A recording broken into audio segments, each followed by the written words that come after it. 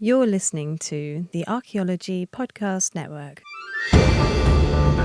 Welcome to episode 170 of the Life in Ruins podcast, where we investigate the careers of those living life in ruins. I'm your host, Carlton Gover, joined by my co-host, David Ian Howe. Connor cannot be with us today. He is not dead. He's unzipped. Yep. But for this week, we are joined by Dr. Devin Pettigrew, who is actually realized like one of the leading guests on the show, and actually debuted on episode 18.2 as a guest host, not even as a guest proper. He came in, interviewed, I think that's 18.2, All We Are Is Donnie Dust in the Wind. Had him back on immediately after episode 19, episode 75, and also episode 112. So Devin appears in very pivotal points of this podcast. He's been evenly spaced, and we have him on now to talk about, he just had 3 articles drop this year recently, all on weapons ballistics regarding the archaeological record, and he is also an incoming professor to what university, Devin? Sul Ross. It's in Alpine in West Texas. That's going to be a fun time. I'm really happy for you.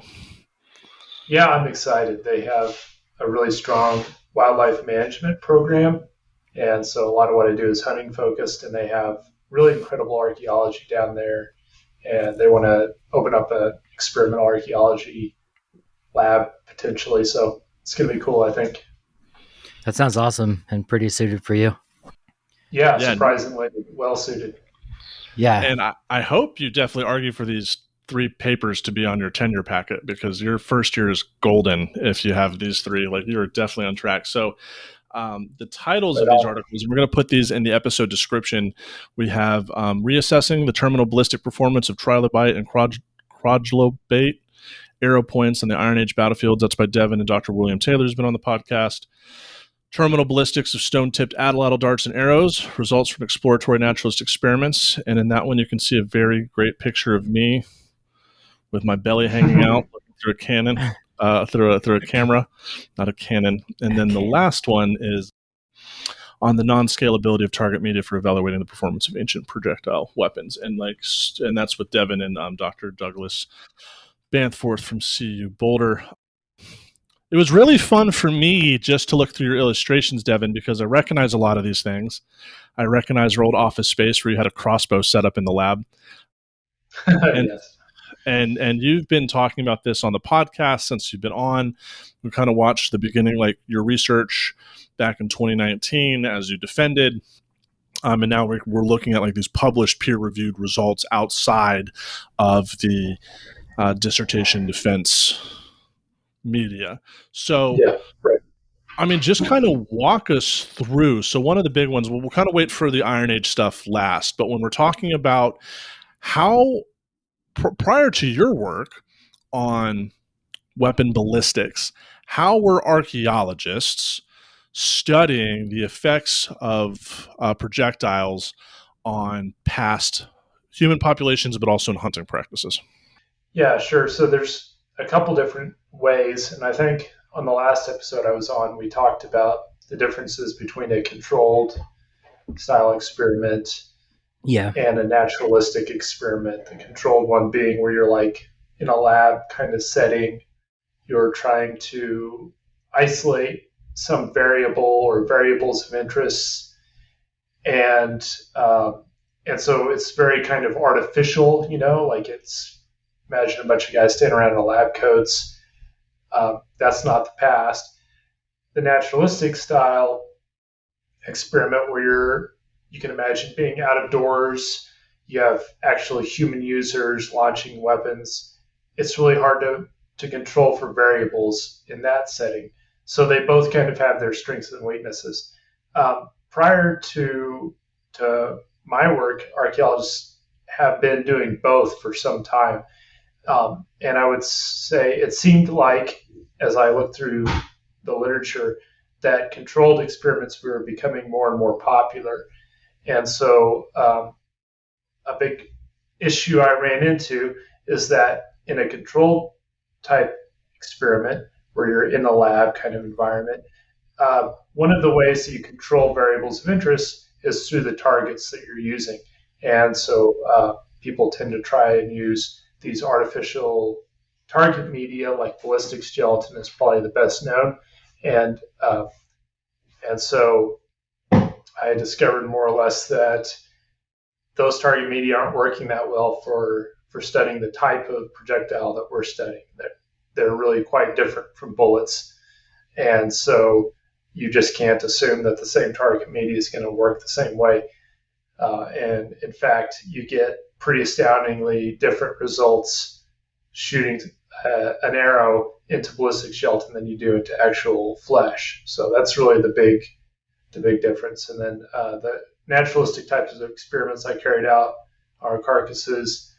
The big difference there is that the way I employed high-speed cameras allows you to track the projectile as it's coming in, track its velocity, and then track how it decelerates as it penetrates through the carcass, and then you get like a force read back.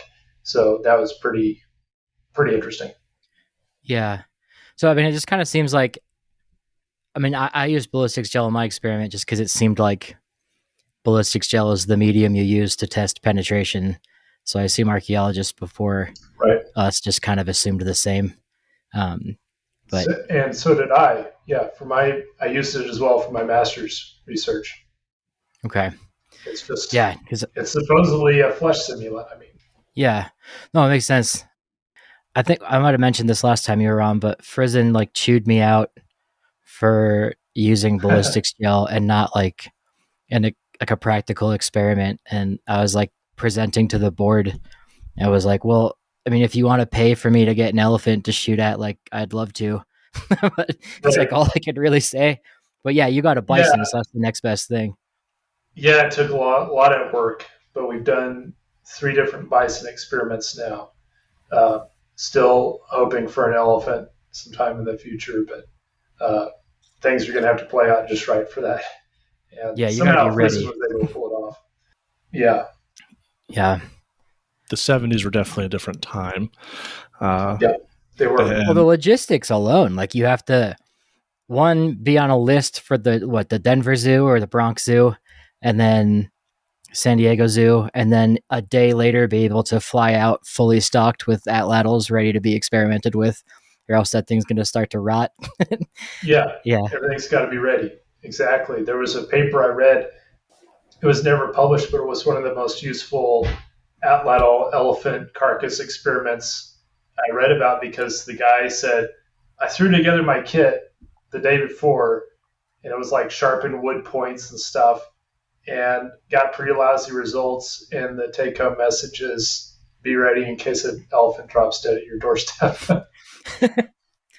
I was like, okay. So advice. Now I have like 40 close points on standby for just in case. But you know, the way Frizen did it, he went to Africa during a coaling operation, and he actually wasn't that well prepared. He kind of threw together his kit a little bit, and then in the field he had to break it down to get it onto the plane, and in the field he had to reconstruct it, and he ran into a bunch of issues with that, and I think he had 7 total close points with him, and he made a few shots that convinced him that the weapon would work, but his results aren't that well documented. So it could be done again, but it's important to get all the ethical issues lined out, and find a good source for a fresh carcass. Absolutely. You know what I really like about these 3 articles is how they really kind of come as a package deal. Like they came out close enough together, and like you can tell there's different aspects of your dissertation in each one, right? So like one is basically like the most recent one. I don't know if it's the most recent, but it was accepted in May of 2023, the target media. So you're basically just like, here's a whole article on, and what you've discussed on this podcast, why ballistics gel and these other variables, we need more control over these things, why they're not necessarily adequate. Then you move into with your terminal ballistics, the stone-tipped Atlatl darts and arrows, like your actual experiments, the target velocities, and introducing like more methodology and like how do you do this in a non-control, like in a very naturalistic experiment. And then the third is kind of a case study of doing this on Iron Age battlefields. Like that one kind of threw me for a loop because I don't think, when I think of you, I don't necessarily think of Mongols and right. and like Iron Age points, yeah. Scythians. I was like, whoa, okay. And then when I saw Dr. Taylor as a co-author, I was like, oh, I wonder where the data is coming from here on this one. Yeah. So that, I mean, I just think it's just absolutely fantastic. But yeah, so since these, before we kind of like dive well into these, what has the reception been to your articles, if any? So far, I'm not hearing a lot. So hopefully people will get out there and read them. They're all open access. The first two, the one about target media and the one about carcass naturalistic experiments, are in open archaeology. And then the third one on Iron Age arrow points is in PLoS ONE. But so far, I'm not seeing direct responses too much. So hopefully that'll change.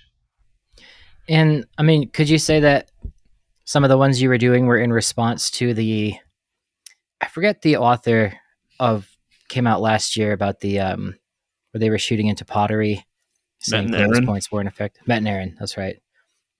Yeah, there have been several experiments at Kent State University in Ohio shooting into pottery clay as a flesh simulant.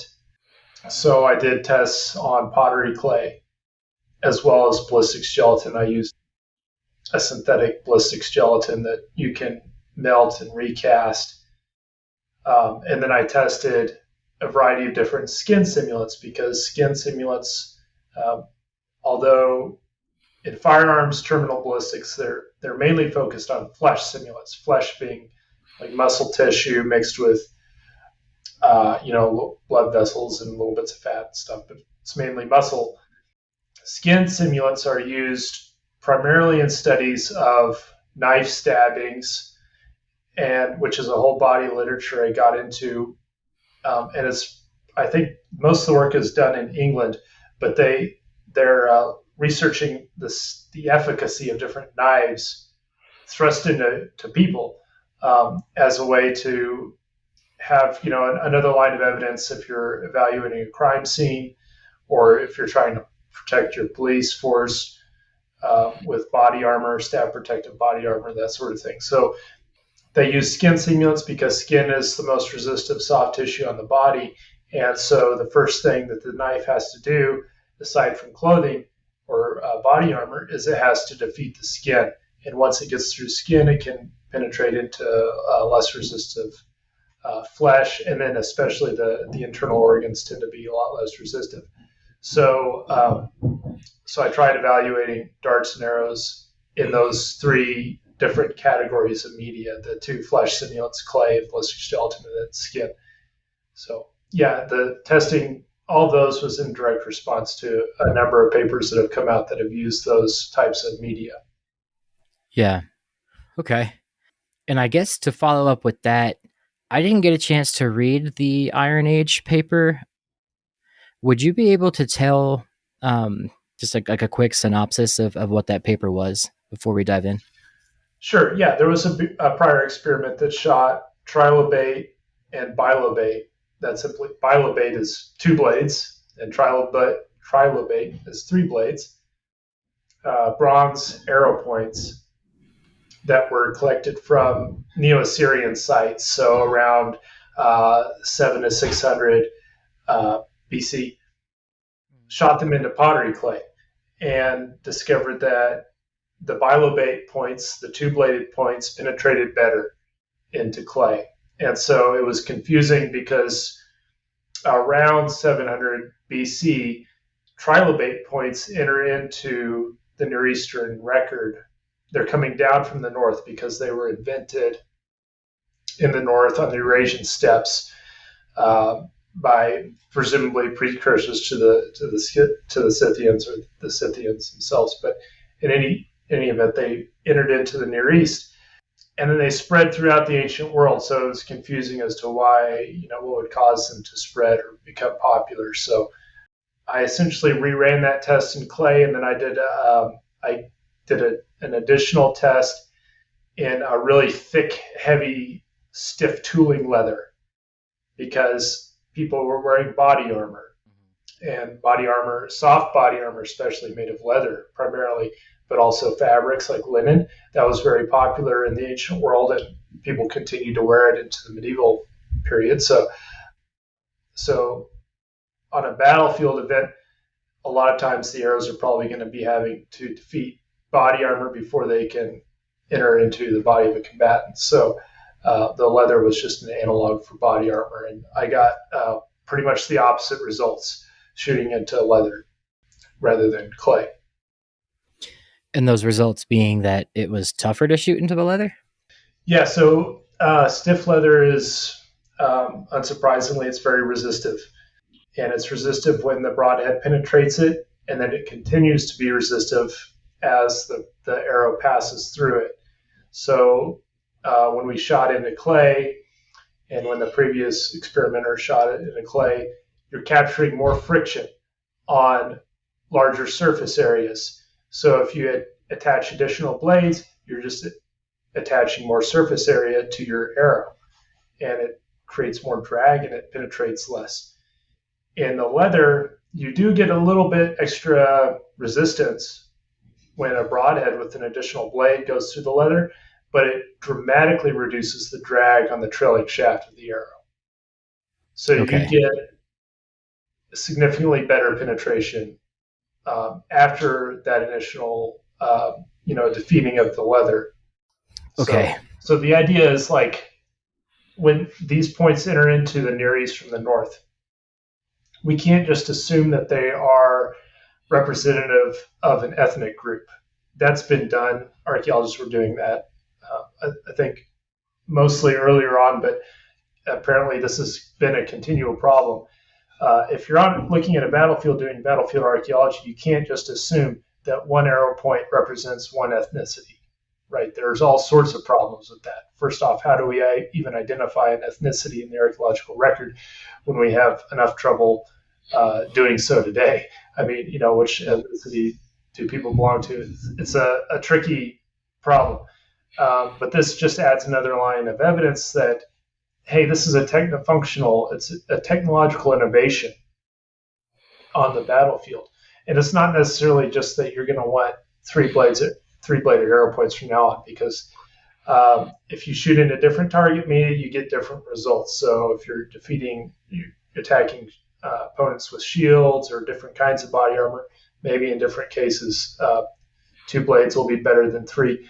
But certainly 3 blades became really popular and were just completely adopted by the Roman military and a lot of other folks. Well, we got to wrap this segment up. I have plenty of questions regarding that stuff into the next segment. But yeah, Carlton, you got anything? Yeah, we'll be right back with Devin Pettigrew after these messages. We're going to get into more of the math and have him explain a couple of these very colorful tables. So we'll be right back. Yeah. Hey everybody, Chris Webster jumping in to remind you about our membership program. You can find it at arcpodnet.com/members. It's right down here.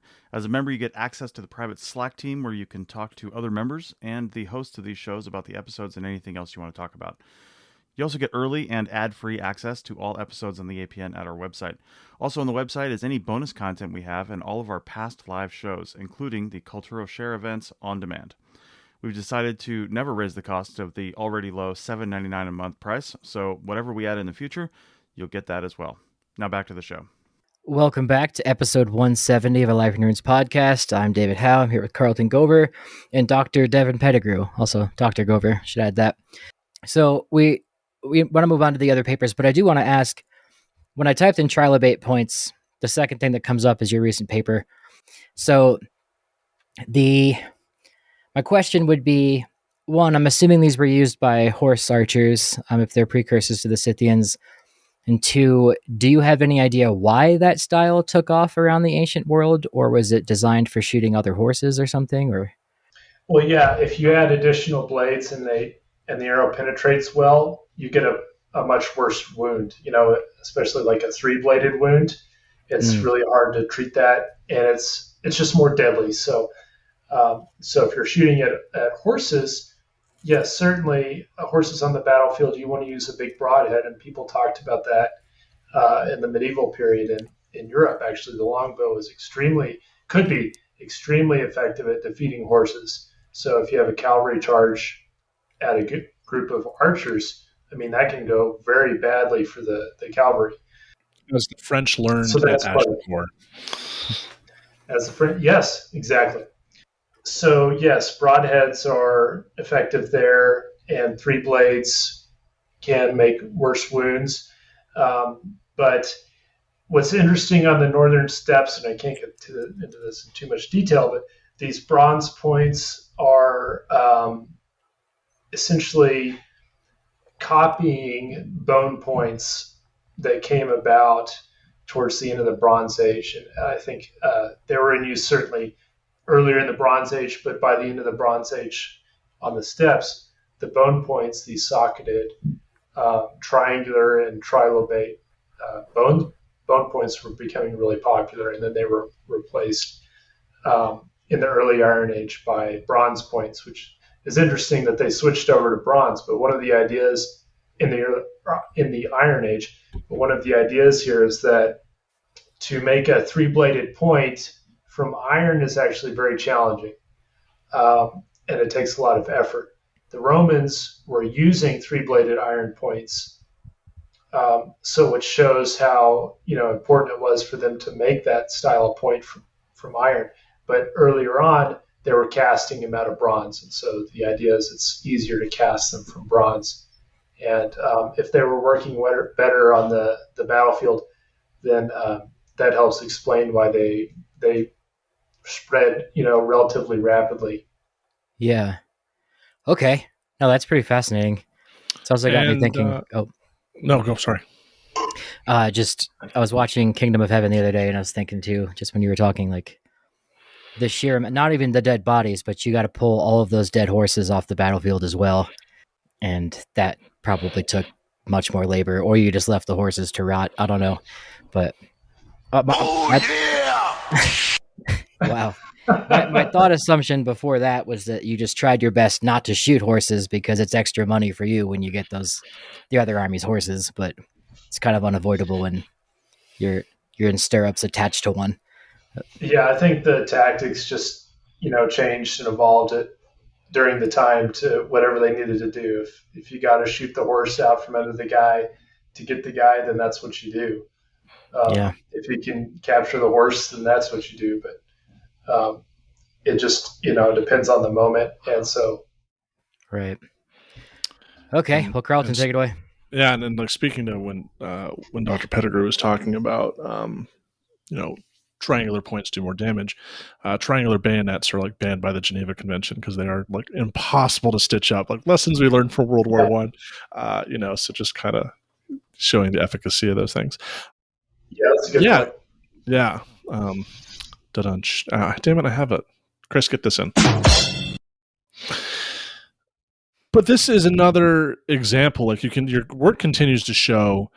Here are all these assumptions that archaeologists in the field have made about projectile weapons, how we measure them, how we can tell things about the past, and you're like systematically through the scientific method deconstructing their arguments using the math and being like, this is actually how this works, right? So with the Iron Age stuff, you're looking at like, well, the first guy simulated with this clay. This is why clay is not a good indicator for this, right? And then kind of shifting gears here, I wanted to talk more about the terminal ballistics of stone tip Atlatl darts and arrows. So that is the conglomeration of several different experiments. That's the word I was looking for. Carcass experiments. So the 3 bison, the goats, is the pig data included in this too? Yeah, it's the hog, 2 goats, and 2 bison. I haven't. The 3rd bison is brand new. Okay, so if Devin was on Noah's Ark, there wouldn't be any animals left on the planet. No ungulates, at least. Nothing with those, right? But like what? And I was very fortunate and privileged enough to take part in those experiments, whether just like holding a camera, getting to throw darts myself and just being a part of that whole fun process across the West. But I want to kind of pull everyone's attention to this paper on Figure 7 on page 13 of Pettigrew et al. 2023. The figure momentum and was it velocity as predictors of penetration? Yes, we're looking at terminal ballistics of stone-tipped Atlatl darts and arrows. Figure 7 shows kinetic energy and momentum fitted out against the wound surface area and the total penetration depth. Yeah. And you have a couple different indicators here. So we're looking at arrows, basket maker darts, different types of cane. So I imagine, so what does cane L, cane M, and cane H stand for? Just the weights. So cane H is cane heavy, cane M is cane medium, and then cane light. Oh, okay. And then you have composite. Yeah, those are the composite darts are these very heavy darts I started making to try and increase the sample and improve the projectiles, because the thing about projectiles that people need to remember and that we keep screwing up is that they're extremely variable. The same projectile technology will be extremely variable, and you're going to have a significant amount of overlap in their ballistics. So a huge amount of overlap in the kinetic energy and momentum of an arrow relative to a dart, because you happen to have arrows that are, according to the English from the Tudor period, half pound, and they're being shot by bows pulling up to 180 pounds of draw on the battlefield. Right. And they're penetrating steel metal, plate metal armor. So you have that arrow, and then you have an arrow that's shot by a little bitty 20-pound Bushman bow that's just tiny, and the point is to get poison into the bloodstream of the animal. Those are going to leave entirely different signatures in the archaeological record, those types of bows and arrows. So that's one weapon technology. So that's a problem for us, because we tend to kind of essentialize projectile technology as if you can, boil them down to these kind of essential features. Sorry about that. Right. Yeah, and like everybody, even in like within the same culture, I'd imagine somebody has their own specific way of wanting their Atlatls. And like when we were shooting the ones on that mountaintop, like you gave me that really, really thick, heavy one. I'm assuming was your composite, and like that felt really good to throw, but it was too big for the Atlatl itself. Right. But I'd imagine even if the points are pretty ubiquitous throughout like a region and time period, the Atlatl shafts could be way longer or thicker depending on what the person wanted to. So, yeah, I mean, you can have extreme variability in that Atlatl shaft and hold the point more or less constant, or you can do the opposite. You can have a pretty, a bunch of guys, people throwing Atlatl darts that are all very similar, but the points are all hugely different in size. All that works. It's all acceptable. So, right. So the problem here that we're trying to deal with in these naturalistic experiments is we're trying to assess the performance of projectile points against that backdrop of variability. So we're trying to use different sizes of dart shafts primarily. And we could do the same with arrows. Our arrow sample is much smaller for this, but the focus was mainly on darts, and we wanted some arrows just for a comparison. Yeah. So that's why there's all these different sizes of darts in this graph. I mean, I know the answer to this question, but I just wanted to, I'll have you answer it for the audience, but like the extreme variability of these graphs and why they're so, not to say why they're so colorful, but what are the importance of these graphs and like why they're complicated and complex? Because in your experiment, clearly they need to be. Right. So the point of all the different colors and shapes is to allow the reader to pull in a lot of data with one little figure, right? and to try and figure out what's going on to see the differences. So as you're looking at this graph, you see kinetic energy, and you can actually see that the projectiles are grouping pretty well in how much kinetic energy they're carrying. As the darts get bigger, they carry a lot more kinetic energy. That's not surprising at all, because we know from past work that as thrown projectiles get heavier, they become more efficient for people to throw up to a point of diminishing returns. And where you hit that point of diminishing returns depends on the skill and strength of the thrower. But as a general rule of thumb, they're going to carry more energy as they get bigger. And that's true for single throwers as well as for large groups of throwers. So just for me, a heavier dart carries more energy than a really light one. And what this is showing is that as that kinetic energy goes up, they're penetrating better. Big surprise, but kinetic energy is the number one variable capturing the penetration and the size of the wound surface area in our data. So if you're going to hunt a big animal, you're probably, and you do that for a living, you're probably going to adapt a heavier weapon kit. Sure. The figure 6 as well. Like, just want to commend you on the adding the point, like the scan photos of or how would I say this? Like the spearheads or the Atlatl points, like with the graft is really, really helpful. And this is like a beautiful figure. And not to mention, like, you're showing all your work on the side, and I love how the bottom one is covered in bison crap. Like, I remember that point because that was a gut shot. I looked at that, I was like, oh, that's the poopy point. And you got that published. This is Carlton's handiwork here. Yeah, you had 2 shots right in a row, Carlton. So actually, these shots were 3 apart: 290, shot number 290, and shot number 293. They hit they hit really close together. They certainly didn't hit the same wound channel, but they hit pretty close together. And they're 2 different points, but they're on the same dart. So that was a really good comparison. So yeah. Well, I'm glad I can help. But one of the more, like early on table 1, right, where you're looking at the bow hunting requirements, that's a very big part. And we talked about that with the Metten et al. Aaron et al. Paper, where they're just like, well, you can't hunt elephants with these Clovis points because they're firing them off like a 30-pound bow and blah, blah, blah. And, we talked about that in that episode.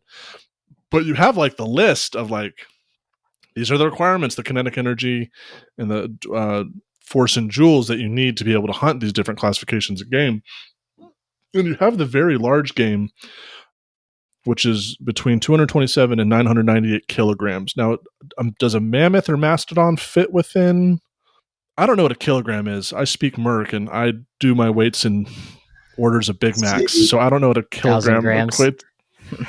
Let's see. Yeah, I know.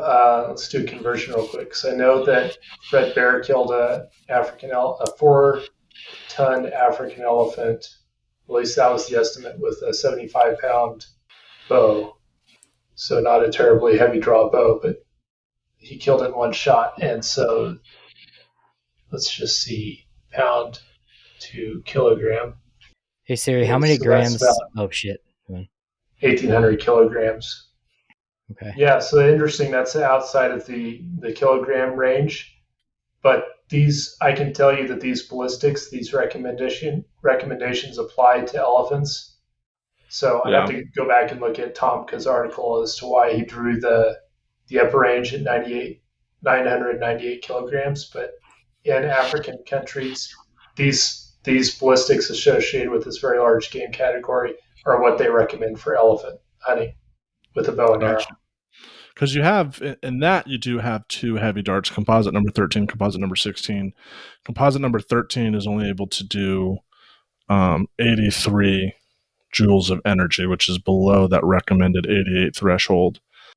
But but I stuck it in that heavy darts category because it seemed like it belonged there. But then composite 16 is at 112, which like very well exceeds that limit. Right. And that's the one, it's like what me and Donnie got similar values on the heavy dart. I remember that thing. That thing sucked to throw. Well, the one you threw at Donnie's house, you said you enjoyed. It sucked to throw. It was fun to throw, but it was weird. Okay. Well, there's the one you threw up on the mountain, and then there's the one you threw at his house. So the one you threw at his house, you told me at the time that you liked it. That's not correct? I think I'm thinking about the mountain one. One of those wasn't a fun day to throw that thing. That was the mountain one, yeah. It wasn't tuned as well, so I improved it, and that's the one you threw at Donnie's house. So 112 joules of energy is absolutely the mean that you were getting downrange, about 15 yards downrange at Donnie's house. And then we were getting some higher values above that, 120, 130 joules. So, but your average was above the necessary recommended energy for an arrow to kill an elephant. And the arrow that Fred Bear used to kill that 4-ton elephant had to have been down in like the 60 or 70 joule range or lower even. So these are just recommendations. Gotcha. Yeah. I remember on the mountaintop, trying to shoot the target while also keeping it in range of the sheet you had on the side so you could track it with the slow-mo camera. But I kept like throwing them over that. Still hitting it sometimes. Heavy dart, you were just lobbing over the backdrop, which made it hard to get any kind of good readings. My bad. I wish I had the radar gun. I mean, because later we got a really sweet radar gun. We did for our second bison, we crowdsourced it. And one of the things I wanted to get with the crowdsourcing was a radar gun so we could compare the velocity from a really high quality radar gun with the high speed camera. So we were able to do that. And subsequent velocity experiments, we used the radar gun, and it's phenomenal. It works so well. Yeah. Oh, that's good, dude. Well, we need to wrap this segment up, but when we come back, we'll talk about the other paper. Okay, I'll just one more time, arcpodnet.com/members. Oh, and check out the affiliate links down in the show notes for this video. We've got some great partners that we think you'll like, and you can help us out a bit in the process. Now back to the Life in Ruins, guys, for the final segment of this great episode with Devin Pettigrew. And we're back. So real quick, that paper included an experiment that none of us were a part of. So since you arrived at Boulder, I think I took part in your experiments, and David and Connor and others were able to join in one of them. And so that when you were able to crowdsource for that other bison, like, did you do anything different prior to the other experiments? For the second bison, the idea on the second bison was to test. First, we wanted a more robust, younger animal because you helped out with the first bison, which was a cow, and we wanted to test a young bull. We also wanted to focus on heavier dart shafts. So I did a lot of prep work up to that experiment, crafting these dart shafts.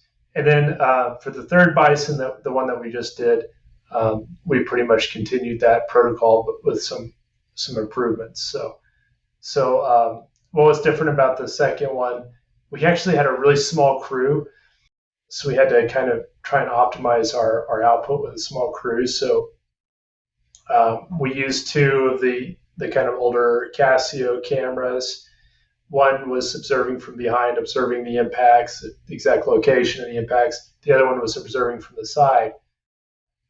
And then in the third bison, we used a really powerful camera called a Chronos 1.4 to observe from the side, and that's capturing the dart coming in and impacting the bison. And the results there are just astounding because you can use this auto tracker function and tracker, follow a specific mark on the dart shaft, and it just goes automatically, and then you get this force feedback as the dart penetrates, and you get some really sweet data.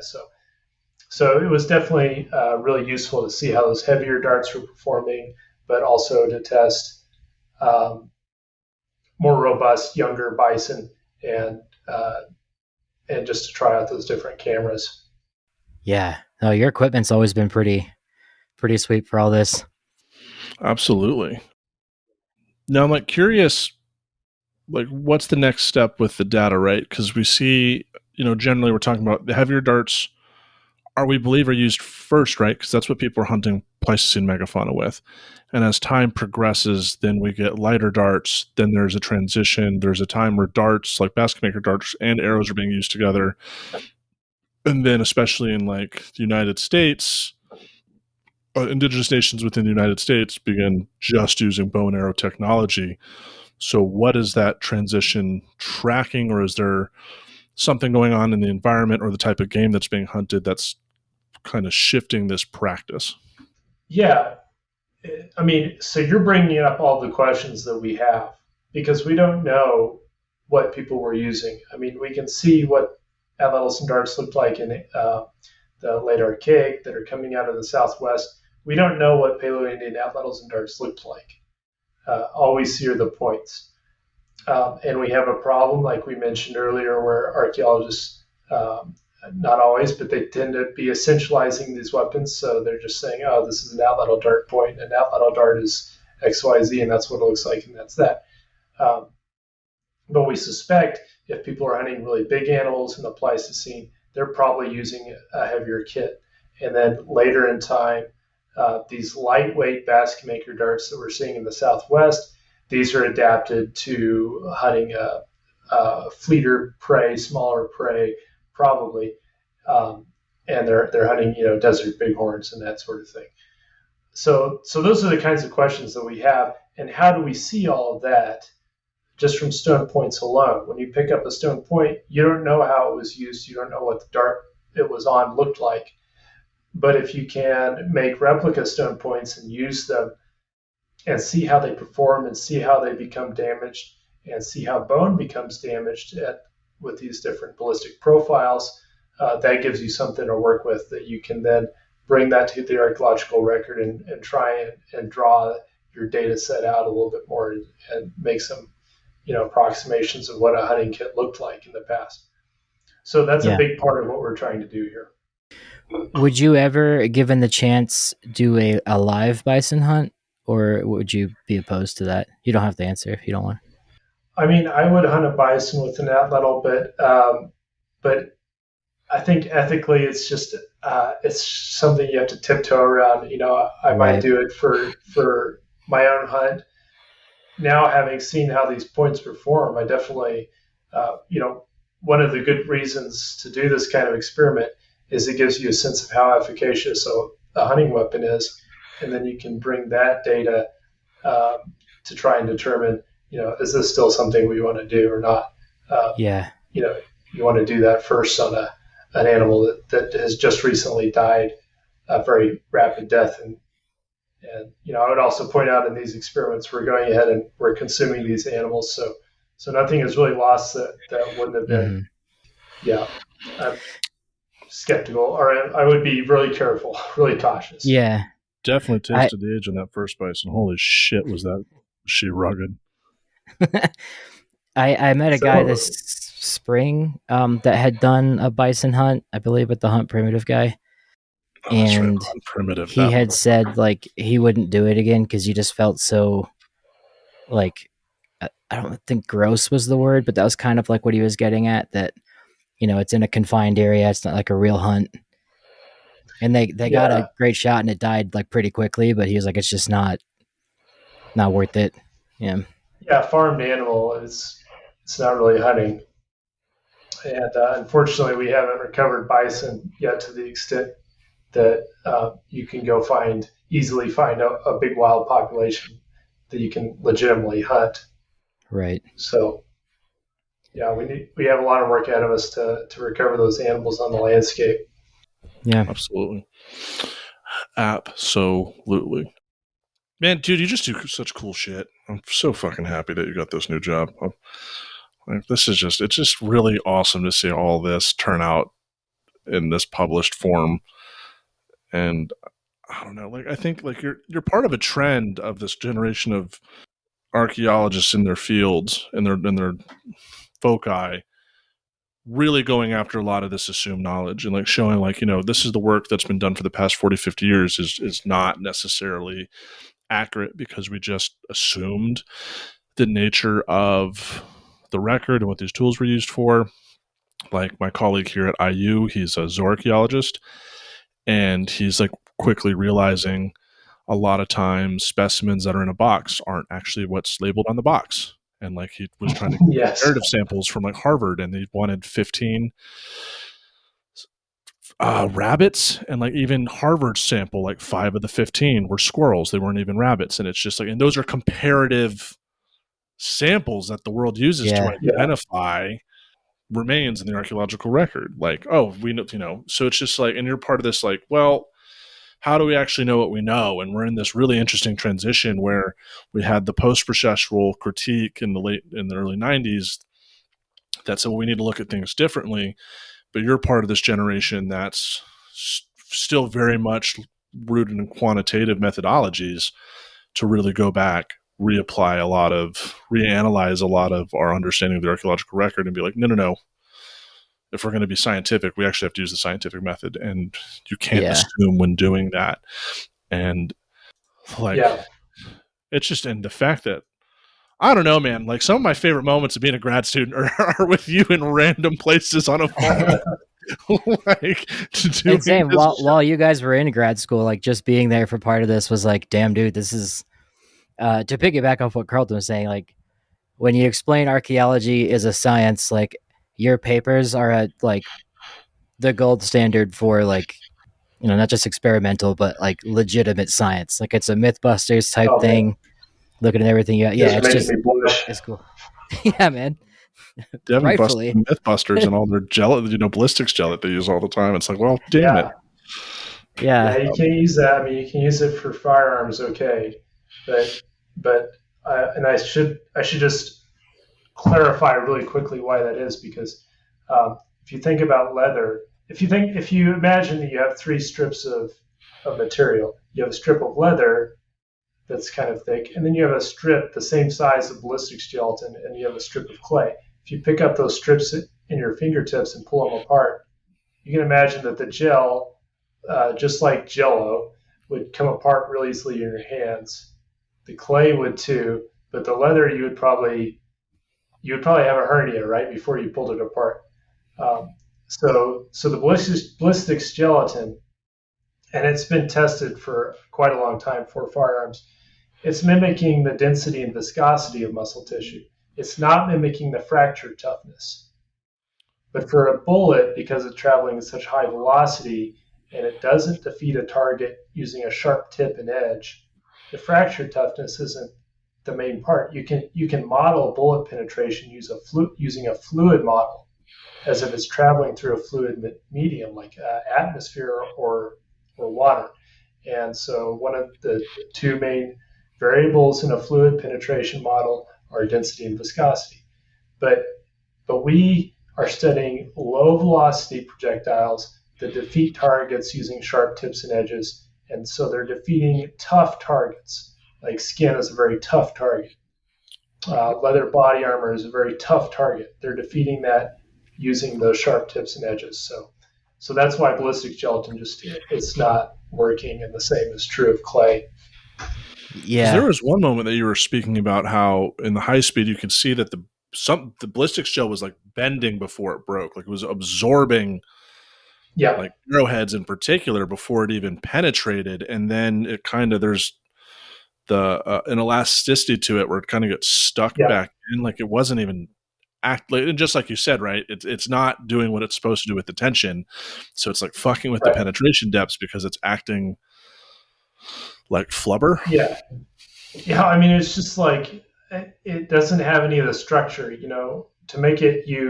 If you want to make collagen based gel, you're rendering collagen out of these tissues, tendon, bone, skin. You're rendering that out in a hot water acid bath, and you're mixing that collagen gel with water. None of the structure, like the collagen fibers in skin, none of that is preserved. So the toughness just isn't there. It's capturing friction. So if you use a smaller point, it can even be a dull field point. If it's smaller than a sharp larger, sharp broadhead, it's going to tend to penetrate deeper, whereas you're going to get entirely the opposite result in an animal carcass. What do you how deep do you think a heavy Atlatl dart would penetrate a Russian conscript wearing Nerf body armor? I think we could take a plane trip and go test this quasi legally. No, gosh. Well, if you put, so body armor that protects on a battlefield against a ballistic attack isn't necessarily designed for something like a knife. That's why now the body armor that's being manufactured for like police forces, they're trying to try and balance body armor that's going to capture both a knife thrusting attack and a bullet. So if you didn't have that kind of body armor and you had a sharp broadhead on the end of a dart, it might go right through and right through the body armor into the body. So yeah, I don't know I can't tell you how deep, but I suspect it would defeat the outer layer of body armor and go through the torso and probably stop at the back, the back layer of body armor. An Atlatl with the stone point? I'm not sure about a stone point, a sharp broadhead, but okay. The result we tend to get on the bison is that when they get through the skin and resistance is far less through the torso, they're going all the way through and they're actually stopping and get skin at the back of the torso, or in some cases they're penetrating through the skin on the back of the torso. But usually they have shed the large amount of energy they need to punch through that tough hide on a bison is shed by the time they get to the back of the torso. Yeah. So I must have missed it then, but like how is it that a body armor could stop a bullet but couldn't stop like a broadhead from going through it? Is it just surface area or like pressure? Differences in it's the fibers of the body armor, because Kevlar body armor, it's a fabric. It's stopping kind of a blunt but very high velocity projectile. If you take sharp edges, they're able to cut through the fibers. So to make body armor that protects against both, they're using this armor that becomes hardened at higher velocities, or at a certain high velocity. You want the armor to move with your body, especially if you're having to wear it all day as a police officer. You're getting hot and sweaty. You need to move around. You don't want it to be a stiff, hard material, but that's what you need to shield against a sharp object.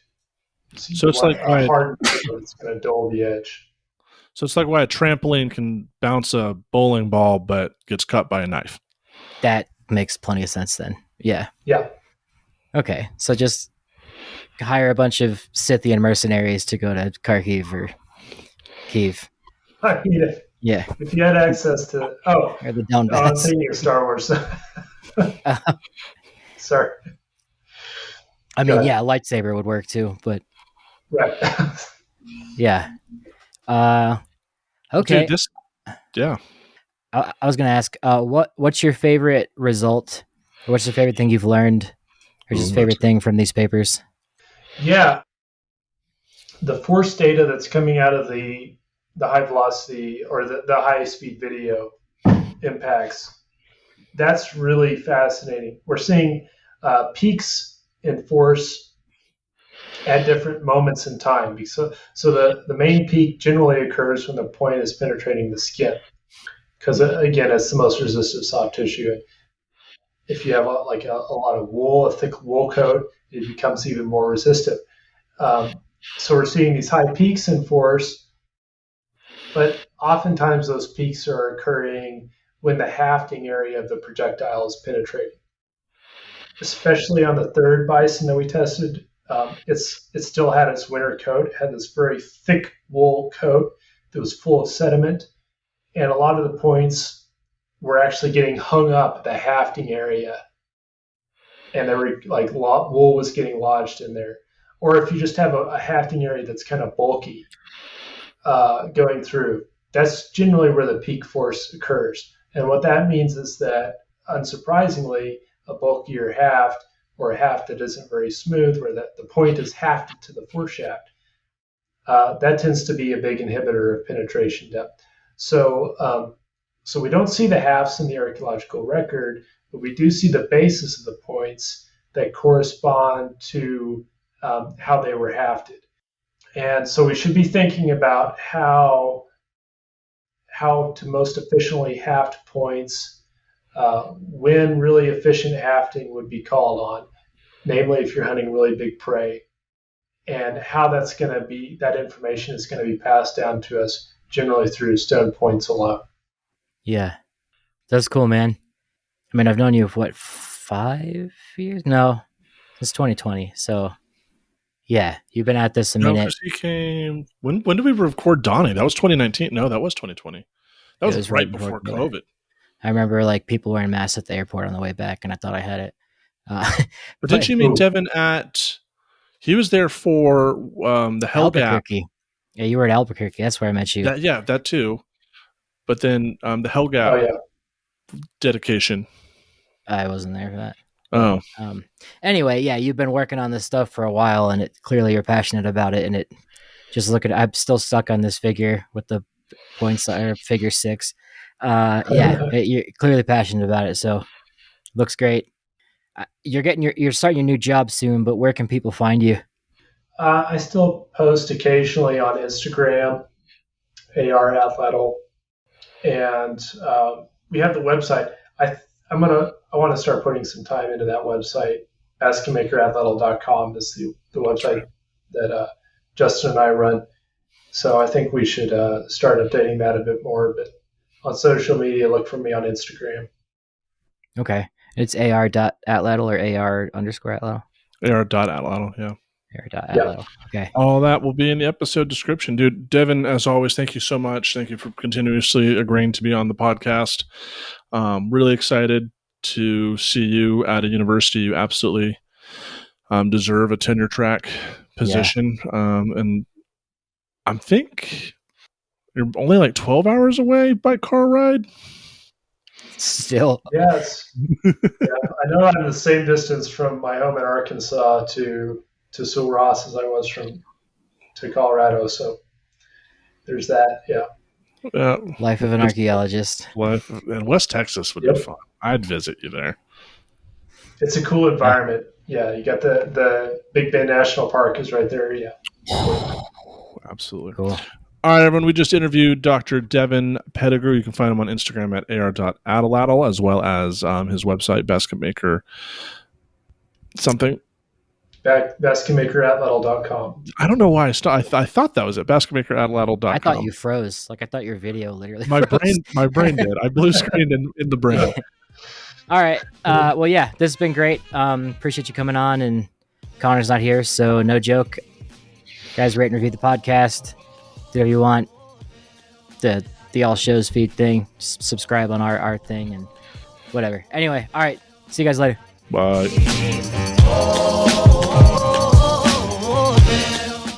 Thanks for listening to A Life in Ruins podcast. You can follow us on Instagram and Facebook at A Life in Ruins Podcast, and you can also email us at alifeinruinspodcast@gmail.com.